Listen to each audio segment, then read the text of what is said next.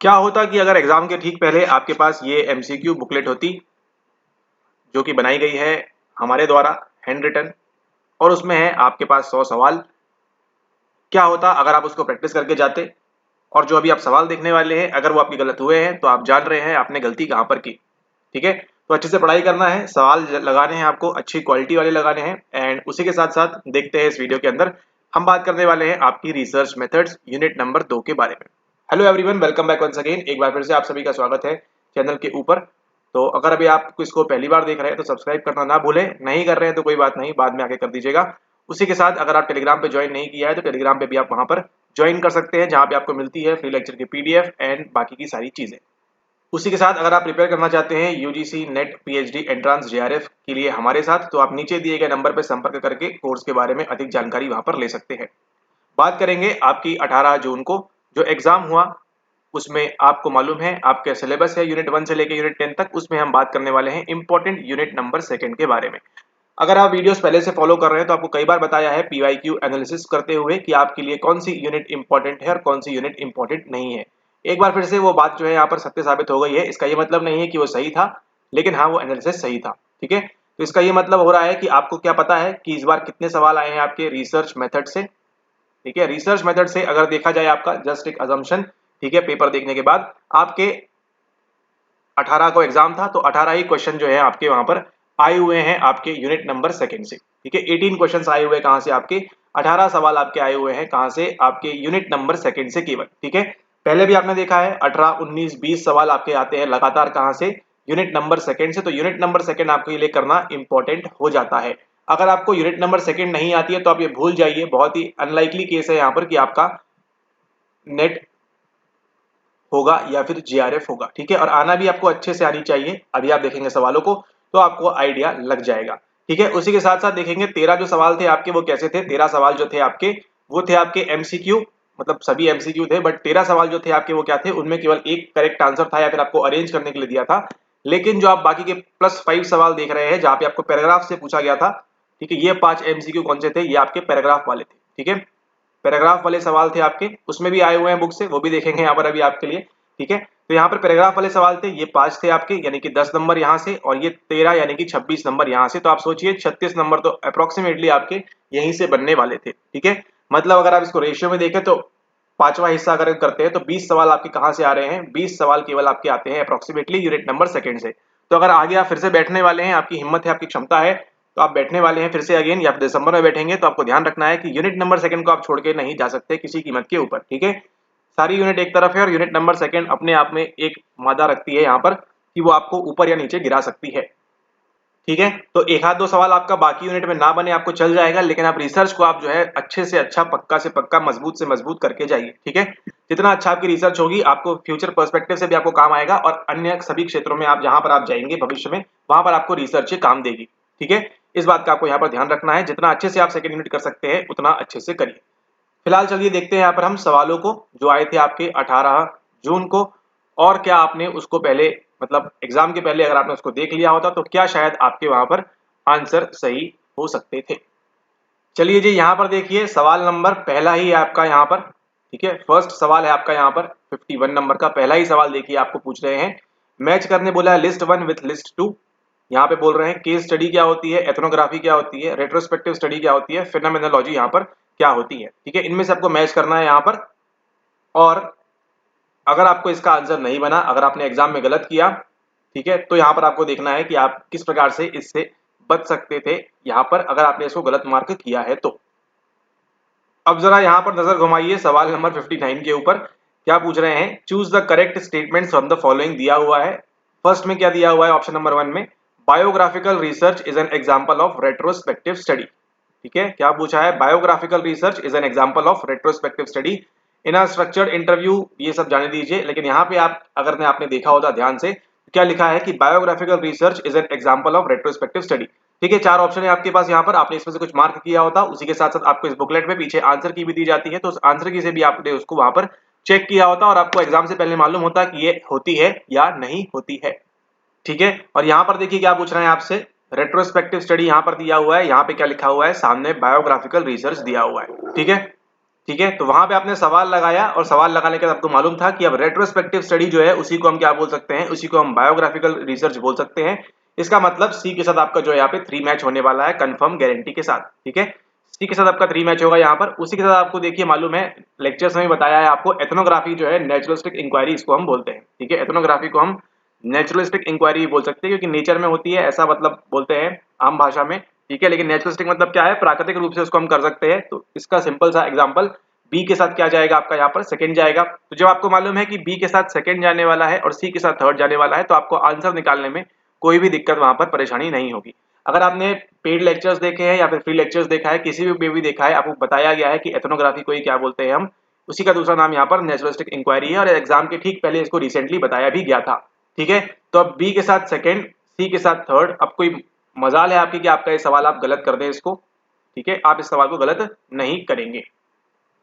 ठीक है, तो बात कर रहे हैं आपकी हम यूनिट नंबर सेकंड शोध के बारे में, जहां से देखा आपने एमसीक्यू बुकलेट जो थी, अगर आपने उसको लगाया होता पहले, ठीक है, पहले लगाया होता तो शायद आपका आंसर अगर गलत हुआ है तो ये आपका आंसर गलत नहीं होता। ठीक है, तो इसको आप ध्यान रखें यहाँ पर। अब हम देखते हैं यहाँ पर सवाल नंबर दूसरा। यहाँ पर देखिए सवाल अगला जो है आप ही के पेपर से है यहाँ पर, which of the following statements are necessary to increase statistical power. ठीक है, पावर टेस्ट, पावर की बढ़ाने की बात कर रहे हैं यहाँ पे, इंक्रीज करने के लिए आपका स्टैटिस्टिकल टेस्ट, इनमें से क्या जरूरी है, A B C D E. ठीक है, ये सब ऑप्शन दिए हुए हैं आपको यहाँ पर। दो आपका आंसर एक से नहीं निकलेगा क्योंकि यहाँ पर जो है काफी ज्यादा पूछा हुआ है। ठीक है, अलग अलग चीज पूछी हुई है, लेकिन आपको कुछ आइडिया लग सकता था क्या यहाँ पर, अगर आप इस एमसीक्यू बुकलेट को लगाते हैं यहाँ पर पहले, तो increasing the sample size using two tail test, increasing the alpha level, magnitude of treatment, और यहाँ पर डिक्रीजिंग द वेरिएबिलिटी यहाँ पर बोल रहे हैं। ठीक है, तो इसको देखते हैं यहाँ पर क्या चल रहा है। यहाँ पर देखिए, अगर आपने इसको पहले लगाया होता, यहाँ पर देखिए सवाल नंबर क्या पूछ रहा है आपसे यहाँ पे आपसे पूछ रहा है, the power of statistical test increases with decrease in size of n, increase in size of n, no change in size of n, can not be determined. ठीक है, तो अगर आपने इसको पहले लगाया होता इस सवाल को, तो आपको एक आइडिया होता, आपकी प्रैक्टिस हो गई होती कि इस प्रकार का सवाल अगर आएगा तो मैं क्या करूंगी या करूंगा वहां पर। ठीक है, देखा आपने आपने हो सकता है इसको मार्क किया होता, आपका आंसर गलत होता तो आपको वहां पे सही आंसर मालूम पड़ता कि क्या होने वाला है। एंड उसके बाद जब आप इस एग्जाम में बैठे थे अटेम्प्ट करने के लिए, तो आपको एक आइडिया होता कि यहाँ पर जो है हमारा क्या आंसर सही होने वाला है। ठीक है, ए होने वाला है, सी होने वाला है, ई होने वाला है, बी होने वाला है, डी होने वाला है। ठीक है, आपको एक तो मालूम पड़ता है यहाँ पर कि इंक्रीजिंग सैंपल साइज से कुछ फर्क पड़ता है या नहीं पड़ता है, उसके लिए क्या करना होगा, आपको यहाँ पे इस बुकलेट को लगाना होगा। तो अभी तक आपने यहाँ पर देख लिए दो सवाल जो कहाँ से है, सीधा सीधा आपने अगर पहले से प्रैक्टिस किया होता तो आपको बन जाते। अगर आपके गलत हुए हैं, तो सही हुआ है तो बहुत अच्छी बात है, अब सही पढ़ रहे हैं, सही डायरेक्शन में हैं आप। लेकिन अगर आप गलत कर रहे हैं इस टाइप के सवालों को, तो आपको जो है थोड़ा सा ध्यान रखना है, थोड़ा सा आपको अलर्ट रहना है। ठीक है, तो ये था आपका दो सवाल। अब हम चलते हैं यहाँ पर, अब हम यहाँ पे +2 सवाल और देखने वाले हैं, और भी इसमें है, लेकिन क्या है उनकी वजह से आपका जो है प्रॉपर आंसर निकल नहीं रहा है, तो उसको यहाँ पे इंक्लूड नहीं किया है। ठीक है, तो लेकिन आप देखिए कम से कम 4 सवाल तो आपको मिनिमम यहाँ पे मिल ही रहे हैं उस बुकलेट से। ठीक है, उस बुकलेट को प्रिपेयर ही ऐसे किया गया है कि आपको फ्यूचर में आने वाले पर्सपेक्टिव से कौन से सवाल आ सकते हैं आपके एग्जाम से, उनको उसके लिए डिजाइन किया है उस वो प्रैक्टिस बुकलेट को। ठीक है, अब हम देखते हैं अगले दो सवाल। अगेन रिसर्च से ही है, रिसर्च के लिए बनाया है, इसलिए गया था क्योंकि रिसर्च में आप लोग को जो है अच्छा प्रैक्टिस करने के लिए मिलता नहीं है, इसी उद्देश्य से उसको बनाया गया था। एंड रिजल्ट आपके सामने है।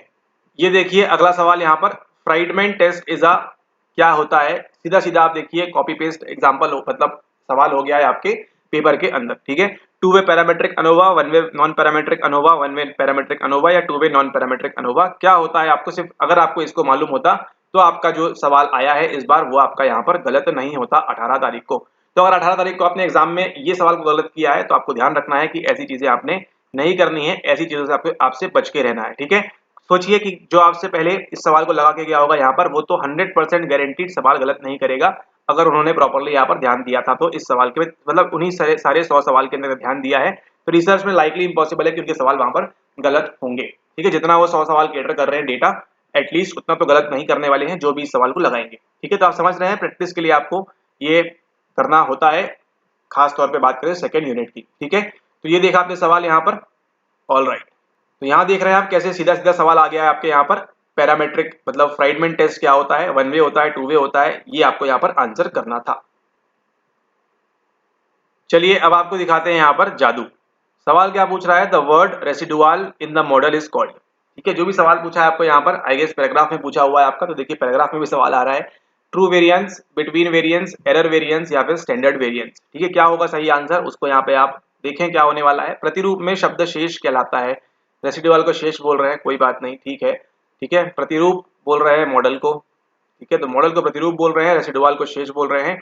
तो word residual in the model is called, क्या बोला जाता है उसका यहाँ पर आपको नहीं बन रहा है कि क्या होता है। अगर आपने इसको लगाया होता, उसी के नीचे देखिए to way non parametric ANOVA, उसी के नीचे आपका सवाल लगा हुआ है ये वाला।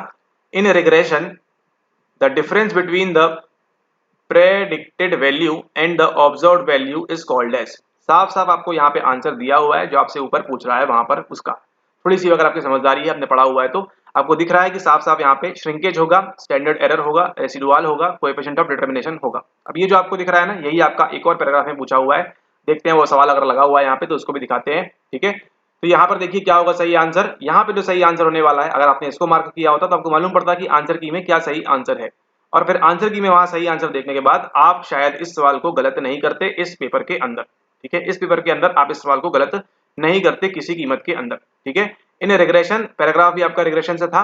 The difference between the predicted value and the observed value is called as shrinkage, residual error, standard error, sorry residual, और फिर कोएफिशिएंट ऑफ डिटरमिनेशन। यहाँ पर सवाल क्या पूछ रहा है, the word residual in the model is called true variance, between variance, error variance, standard variance. तो थोड़ा बहुत आपको इनके बारे में मालूम होना चाहिए, तो आप जो है इजीली इसका जो आंसर है उसको यहाँ पर आप एलिमिनेट कर सकते हैं। तो जो डिफरेंस होगा उसको हम क्या बोलते हैं, उसी को हम त्रुटि बोलते हैं ना, एरर बोलते हैं, टी प्लस ई जो करते हैं उसको, ठीक है। त्रुटि विचलन आपका यहाँ पर निकल के आता है आंसर। तो देखिए अगर आपने लगाया होता तो मे भी शायद आप इसको सही कर सकते थे एग्जाम के अंदर। एंड देन उसके बाद ये देखिए अगला सवाल, सवाल नंबर 148 क्या पूछ रहा है, व्हाट इज बेटा, बेटा व्हाट इज बेटा इन सिंपल रिग्रेशन। अच्छा हुआ इसको इन्होंने बेटा नहीं लिख दिया, इस प्रकार से साधारण क्षमा श्रेणी में बेटा क्या है ना, ठीक है। तो what is beta in simple regression, साधारण क्षमा श्रेणी में बीटा क्या है, R square R F A, ठीक है। तो यहाँ पर देखते हैं कि क्या आपने इसको पहले कहीं देखा था। हाँ यहाँ तो देखा था। क्या बोल रहे हैं यहाँ पे कह रहे हैं कि which of the following is denoted as coefficient of multiple determination, R square R square five square. क्या होने वाला है सही आंसर। यहाँ पर जो आपका सही आंसर है वही यहाँ पे इसको बस बीटा बोल देते हैं और कुछ नहीं, जस्ट सिनोनिम है यहाँ पर डिटरमिनेशन के बारे में, ठीक है। तो यहाँ पूछ रहे हैं कैसे निकालना है उसको, मतलब कैसे डिनोट करते हैं हम। तो यहाँ पर जो आंसर होने वाला है वही आंसर आपका होने वाला है, कहाँ पर, वही आंसर होने वाला है आपकी आंसर की के अंदर भी, ठीक है। मतलब यहाँ की आंसर की में जो आंसर था वही आपको एनटीए वाले अब क्या देते हैं वो तो पता नहीं है ना, वो तो उनके ऊपर है, ठीक है। वो इसको भी दे सकते हैं, इसको भी दे सकते हैं, लेकिन जो सही आंसर है वो यहाँ पर लिखा हुआ है, तो उसको आप यहाँ पर अगर आपने लगाया होता तो आप इस सवाल को गलत नहीं करते अगर आंसर की वो देने वाले थे तो, ठीक है। तो आपने देखा किस प्रकार से, ऐसा नहीं है कि आपको सारे क्वेश्चन बन जाते हैं उस बुकलेट से, कुछ तो डायरेक्ट थे, कुछ में थोड़ा सा आपको दिमाग लगाना पड़ता, लेकिन आपने पहले कहीं अगर देखा होता है तो क्या होता है आपकी मेमोरी में वो चीजें स्किम करती हैं, ऊपर निकल के आती हैं, है ना। आपको लगता है कि हमने कहीं इसको देखा था, तो आपने देखा था यहाँ पर कि आपको किस प्रकार से 5 सवाल आपको बन जाते अगर आपने इसको लगाया होता, और अगर आपने इसको गलत किया है तो आपको यहाँ पर ध्यान रखना है कि आपको सावधानी पूर्वक पढ़ना है आगे भी, ठीक है। इस बार भी सवाल आए थे, आगे भी आएंगे और आगे भी आते रहेंगे इस बुकलेट से सवाल, इस बात का आपको ध्यान रखना है ना। अलग अलग चीजें पूछते रहेंगे वो, और उसी के साथ ये 5 सवाल जो आपने देखे इसके आंसर्स आपको पहले से मालूम होते अगर आपने उसको लगाया होता, ठीक है। ऑलराइट, तो यहाँ पर देखिए ये जो 5 सवाल थे आपके, अब पैराग्राफ वाले की बात करें तो चलिए यहाँ पर आपको आंसर तो दो के मालूम पड़ ही गए हैं वहां पर, ठीक है। तो देखिए आपका जो एक और सवाल है इसमें आपको क्या बोल रहा है, आर स्क्वायर निकालने के लिए बोल रहा है, उसका जो एक 5-3 करके है ना वो उसका आंसर होगा, ठीक है। चूंकि यहाँ पे पेपर नहीं है, 5-3 वाला जो है वो इसका आंसर होगा। उसी के साथ आपका जो है एक 0.6 समथिंग है वो उसका आंसर होगा, उसको आप अपनी कॉपी में मैच कर लीजिएगा। एंड देन उसके बाद जो इसका है रेसिडुअल का, उसका आंसर होने वाला है आपका एरर वेरिएंस, त्रुटि प्रसरण यहाँ पर होने वाला है, ठीक है।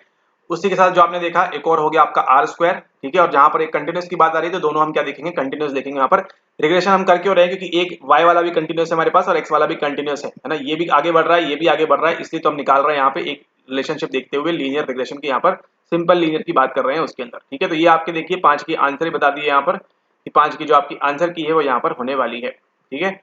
ये देख लीजिएगा, इसको कंटिन्यूस वाले दोनों हैं, आर स्क्वायर का जो 0.53 है वो इसका आंसर है, 0.6 वहां का आंसर है, और यहाँ पर जो है एरर वेरिएंस वो उसका आंसर है। तो यहाँ से होता है आपका पैराग्राफ वाला सवाल भी सॉल्व। तो ये देखिए आपका पीवाईक्यू भी यहाँ पर सॉल्व हो गया, और आपको तो यहाँ पर प्रूफ भी देख लिया आपने कि सवाल किस प्रकार से आता है, कैसे आता है और कहाँ से आता है, ठीक है।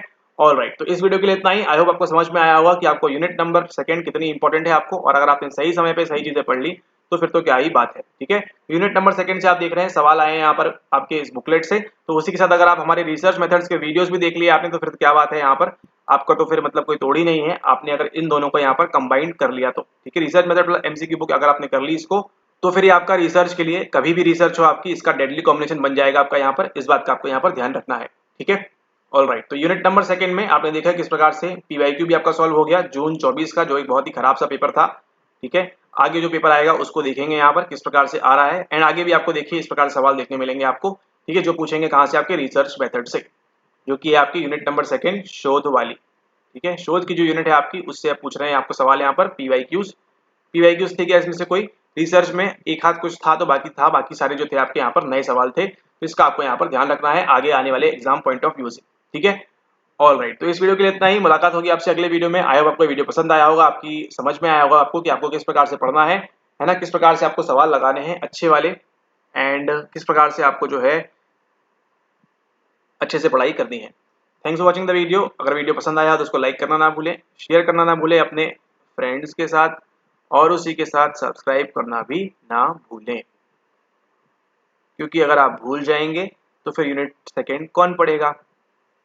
यूनिट सेकेंड नहीं पढ़ेंगे तो आप आगे पास कैसे होंगे, क्योंकि यूनिट नंबर सेकेंड के बिना आप कुछ भी एम करें वो जो है निरर्थक है ना, संभावना बहुत ही कम है। 0.1% जो है आपकी संभावना है नेट जेआरएफ पास करने की, है ना। क्योंकि देखिए आप 100 में से कितने सवाल, 100 में से अप्रोक्सीमेटली 15 प्लस तो आते ही आते हैं हर बार, आप माने चाहे ना माने। 15 प्लस सवाल आपके हर बार आने वाले हैं। और इस बार देखेंगे आप 18 सवाल थे, इसके प्रीवियसली 19 सवाल, कभी 17 सवाल, कभी 21 सवाल, कभी 20 सवाल। तो अगर एवरेज माने इनका हम मीन देखें तो अप्रोक्सीमेटली 18 से 20 सवाल आपके आने ही आने वाले हैं। ठीक है, इसको अगर रेशियो फॉर्मेट में देखें तो एक में से मतलब अगर 5 हिस्से हैं आपके पेपर के, तो एक हिस्सा तो कंप्लीटली आपका क्या करता है, एक हिस्सा कंप्लीटली आपका यूनिट नंबर सेकंड को डेडिकेटेड है। अभी तो इसमें हम टेस्टिंग वाला जोड़ ही नहीं रहे हैं। थर्ड जो है आपकी unit number second, sorry third testing जो है आपका, उसको तो जोड़ ही नहीं रहे हैं अभी, इस बार डोमिनेट नहीं किया है ना। लेकिन यहाँ पर इसको भी जोड़ देंगे तो आप मान के चलिए ये 1.5 हो जाएगा यहाँ पर। इसके भी 10 सवाल 9 सवाल आप लगा लीजिएगा यहाँ पर। ठीक है, 8 सवाल, 20 प्लस 8 28, मतलब 25 से 30 सवाल आपके केवल 2 यूनिट लेके आती है। ठीक है, 10 में से 25 से 30 सवाल आपकी कल कितनी यूनिट लेके आती है, आपकी ये 2 यूनिट लेके आती है। ठीक है, तो जितना अच्छे से आप पढ़ेंगे इन यूनिट को, मतलब सेकंड वाली तो मोस्ट आईएमपी है, मतलब कुछ पढ़ो ना पढ़ो ये आपको पढ़ना बहुत ज्यादा जरूरी है और अच्छे से पढ़ना जरूरी है। Right, okay, so thanks for watching the video. I hope आपको वीडियो पसंद आया हो, और आप जो है अच्छे से तैयारी करें आगे आने वाले जून एग्जाम के लिए। अगर आप ज्वाइन करना चाहते हैं दिसंबर के लिए हमारे साथ, तो आप ज्वाइन कर सकते हैं इस कोर्स को मात्र ₹9,999 के अंदर। ठीक है, ऑफर पीरियड जो है आपका समाप्त हो चुका है, इसको आप ज्वाइन कर सकते हैं दिसंबर तक। इसके अंदर आपको मिलता है क्या, इसके अंदर आपको मिलता है प्रीमियम वाला सारा कंटेंट, यानी कि जो आपके पीवाईक्यू सॉल्व होते हैं वो सभी आपको मिलते हैं प्रीमियम पीवाईक्यू।